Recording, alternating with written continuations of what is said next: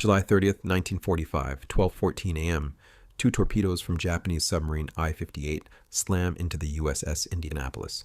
Within 12 minutes, the heavy cruiser, one of the U.S. Navy's most decorated warships, disappears beneath the Pacific Ocean. About 300 men go down with the ship. The remaining 900 are thrown into the dark water wearing only life jackets, many wounded, burned, and covered in fuel oil. For the next 5 days and 4 nights, they float in shark-infested waters with no food, no water, and no hope of rescue. Because nobody knows they're missing. One by one, they die. Dehydration, salt poisoning, hallucinations driving men mad, and sharks, hundreds of them, drawn by blood and thrashing. When rescue finally comes on August 2nd, discovered purely by accident, only 316 men remain alive out of 1,196.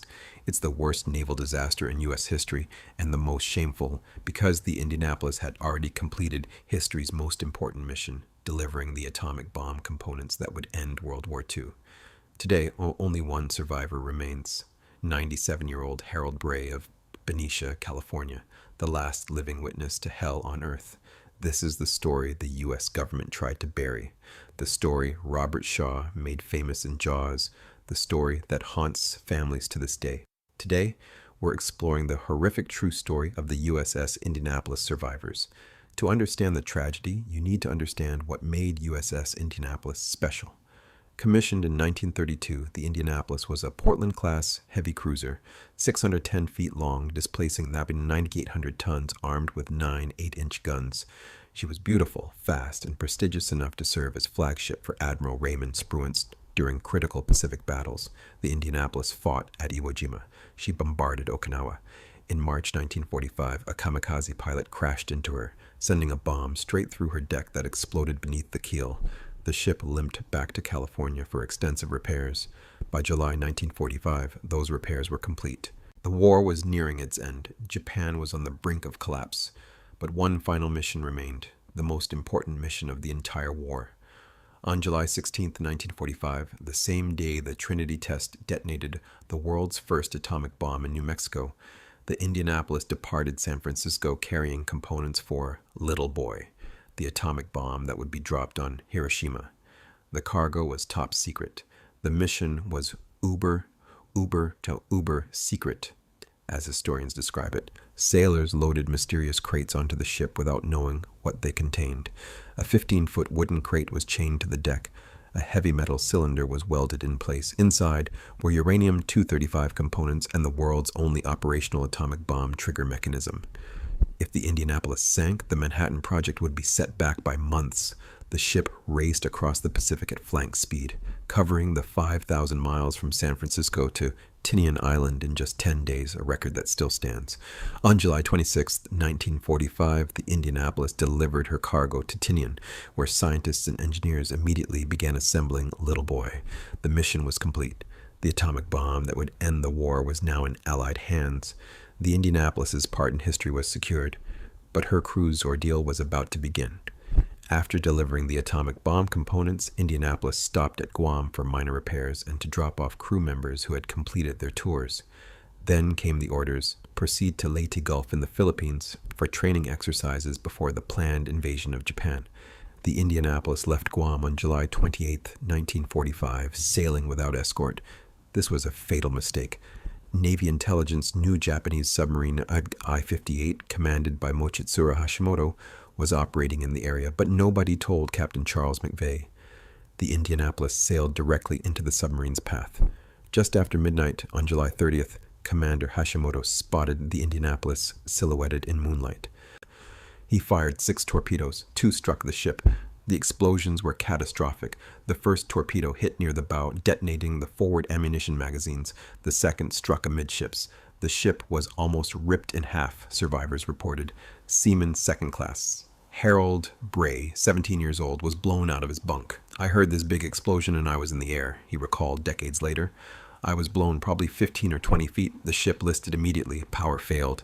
Communications went dead. Captain McVay gave the order to abandon ship, but many never heard it. The PA system was destroyed. Men poured onto the decks. Some jumped. Others slid down ropes. Many were sucked into the ship's massive propellers, still spinning as the stern rose out of the water. 12 minutes after the torpedoes struck, the USS Indianapolis vanished beneath the surface, her bow pointing straight down as she plunged 12,000 feet to the ocean floor. About 300 men went down with her, trapped below decks, killed by explosions or struck by debris. Approximately 900 made it into the water. And that's when the real nightmare began. Picture this. It's after midnight. You're in the Pacific Ocean. The water temperature is about 85 staket kold varularing. Warm enough that you won't freeze immediately, but cold enough to cause hypothermia over days. You're wearing a life jacket, but many of your shipmates aren't. Some are badly wounded. Burns, broken bones, shrapnel wounds. Everyone is covered in thick bunker fuel oil that burns eyes and throat. There's no moon. It's pitch black. You can't see more than a few feet. The first priority, survive until dawn. Stay afloat. Find others. Try to organize. Lieutenant Commander Lewis Haynes, the ship's chief medical officer, found himself in the water surrounded by wounded men. There was nothing I could do but give advice. Bury the dead, save the life jackets, and try to keep the men from drinking the salt water, he later testified. As dawn broke on the first day, the survivors could finally see their situation. About 900 men scattered across miles of ocean, most in groups ranging from a dozen to several hundred. A few life rafts, some wooden flotsam from the ship, but no food, no fresh water, and no idea if anyone knew they were missing. The men organized themselves as best they could. Officers took charge of groups. They began forming shark watches to fend off the predators that were already circling. They rationed what little supplies they had, a few cans of Spam and crackers floating among the debris. And then the sun came up, the Pacific sun that would burn them mercilessly for the next 4 days. What followed were 4 days of unimaginable suffering that tested the limits of human endurance. Dehydration, surrounded by water but unable to drink it. The temptation was overwhelming. The real young ones, you take away their hope, you take away their water and food. They would drink salt water and then would go fast, Dr. Haynes recalled. Salt water causes violent diarrhea, which dehydrates you faster.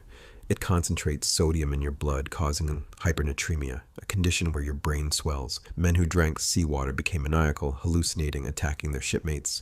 Exposure. During the day, the tropical sun beat down without mercy. Men developed severe sunburn, then desquamation, skin literally peeling off in sheets. At night, body temperatures dropped, causing hypothermia even in 85-degree water. Sharks. This is where the story becomes legendary and controversial. Hundreds of sharks, primarily oceanic white-tip sharks, were drawn to the disaster site. They fed first on the dead, then turned to the living. Estimates of deaths from shark attacks range from a few dozen to 150. But here's what survivors want people to understand. While shark attacks were terrifying, they weren't the primary killer. Most men died from dehydration, exposure, and drowning. Still, the shark attacks were real and horrifying. Men would suddenly scream and disappear underwater, pulled down by predators. Groups learned to stay close together and fight off sharks by punching and kicking them. 17-year-old Harlan Twible organized shark watches in his group of 325 men. When sharks approached, the men would beat them away. Twible insisted on cutting dead men free from debris and pushing them away so the living wouldn't have constant visual reminders of their fate. Hallucinations. By day 3, many survivors were slipping into delirium. The sun, dehydration, and trauma caused vivid hallucinations. Men saw islands that didn't exist and swam off toward them, never to return. They imagined the Indianapolis was just below them, intact, with fresh water and food. They dove down to reach it and drowned.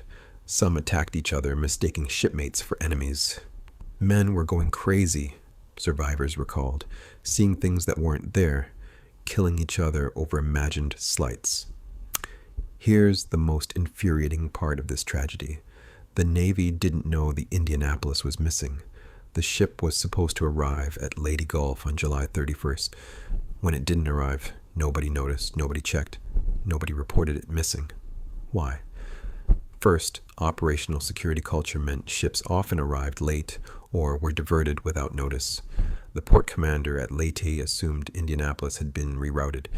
Second, the message about Indianapolis's expected arrival was marked non-arrival, not to be reported.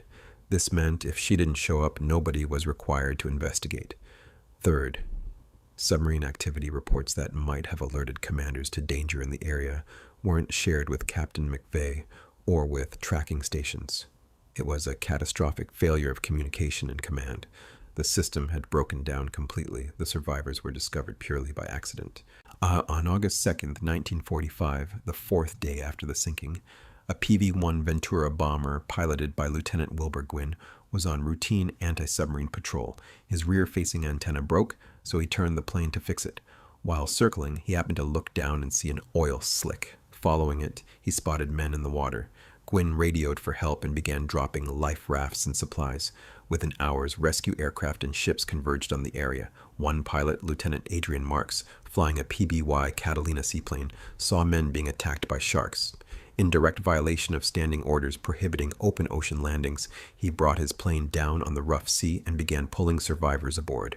His aircraft could hold 9 men. He crammed in 56. By August 3rd, rescue ships arrived. The destroyer USS Cecil J. Doyle pulled the last survivors from the water. Of the 1,196 men who had been aboard Indianapolis, only 316 survived. 2 more would die shortly after rescue, bringing the final toll to 879 dead, the worst loss of life from a single ship sinking in U.S. naval history. The U.S. government announced the sinking on August 15, 1945, the same day Japan surrendered. The timing was deliberate, bury bad news under good news, but the Navy had a problem. Somebody had to be blamed, and they chose Captain Charles Butler McVay III. In December 1945, Captain McVay was court-martialed, the only U.S. Navy captain to be court-martialed for losing his ship to enemy action in World War II. The charge, hazarding his ship by failing to zigzag. Zigzagging was a defensive maneuver to make it harder for submarines to target ships. The prosecution's case fell apart when the Navy called its star witness, Commander Mochitsura Hashimoto, the Japanese submarine captain who sank the Indianapolis. Hashimoto testified, stunning everyone, that zigzagging would not have prevented the attack. He would have sunk the ship regardless. Despite this testimony, McVay was convicted. The survivors were outraged. They knew the truth. McVay had been set up as a scapegoat to cover for the Navy's failures. They spent the next 50 years fighting to clear his name. The burden destroyed McVay. He received hate mail from families of dead crew members who blamed him. In 1968, at age 70, Charles McVay committed suicide with his Navy service revolver. Finally, in 2000, thanks to a campaign led by 12-year-old Hunter Scott, who researched the story for a school project, Congress passed a resolution exonerating McVay. President Bill Clinton signed it into law. Today, only one survivor remains, Harold Bray, 97 years old, living in Benicia, California. In July 2023, the city of Benicia unveiled a life-size bronze statue of Bray as that 17-year-old sailor. When asked about the honor, Bray responded with characteristic humility. The wreckage of USS Indianapolis was discovered in August 2017 by a civilian research team led by Microsoft co-founder Paul Allen. The ship rests 18,000 feet below the surface, broken but recognizable, a tomb for the 300 men still entombed within her hull. The story of the Indianapolis survivors is one of the most horrific in military history. Not because of enemy action, though the Japanese torpedoes killed hundreds, but because of what came after. 5 days floating in the ocean, watching friends die of thirst while surrounded by water, fighting off sharks, descending into madness, all while nobody looked for them. And after all that suffering, after 316 men survived the unsurvivable, their captain was court-martialed and driven to suicide, while the Navy officers whose failures had killed 879 men faced no consequences. The story became famous through Jaws, Robert Shaw's haunting monologue as Quint, describing the sharks and the screams and the waiting. That scene introduced millions to the Indianapolis tragedy. But the real story is more than sharks. It's about resilience, brotherhood, 17-year-old kids like Harold Bray enduring 4 days in hell and somehow surviving. It's about men like Dr. Haynes, who couldn't save his patients but tried anyway. It's about Captain McVay, who deserved better. 879 men died, 316 survived, and now only one remains. Thank you for watching. If this story moved you, please subscribe to honor the men of the USS Indianapolis. And take a moment to remember, on July 30th, 1945, 196 men set sail. 5 days later, only 316 were still alive. We will never forget them.